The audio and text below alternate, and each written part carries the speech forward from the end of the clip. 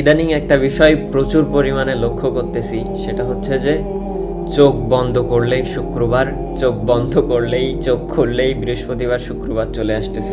এই কথা যে আমি একা বলতেছি বিষয়টা এমন না, অনেকের পোস্ট দেখলাম, বিষয়টা মোটেও কাকতালীয় না। আমি নিজেই অনুধাবন করতেছি কিভাবে কিভাবে যেন দিন কেটে যাচ্ছে। এই এখনো মনে আছে গত শুক্রবারে কখন নামাজে গেছিলাম, কি করতেছিলাম, দেখতে দেখতে কালকের দিন পর আবার শুক্রবার। তো মানে এই পরিমাণে যে সময় চলে যাচ্ছে আমাদের হাত থেকে দ্রুত, দিন শেষে একটা জিনিস মনে হয় যে আসলে নিজের জন্য বা আখিরাতের জন্য তেমন কিছু হয়তো বা আমরা করতেই পারলাম না।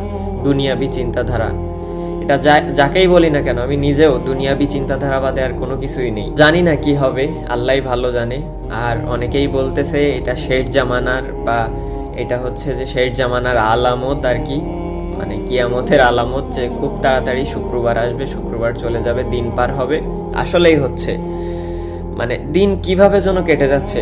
সকালে আমি অফিসে যাই, দেন বিকালে আসি, এসে ঘোরাফেরা করে খাওয়া দাওয়া করে ঘুম, দেন হচ্ছে যে আবার একটা দিন শেষ ওইখানেই।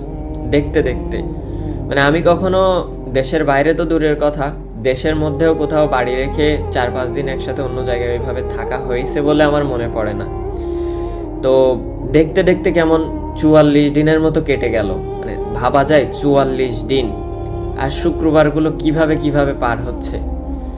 তো আল্লাহ সবাইকে হেদায়েত দান করুক, এইটাই আমি চাই। আল্লাহ আমাকেও হেদায়েত দান করুক।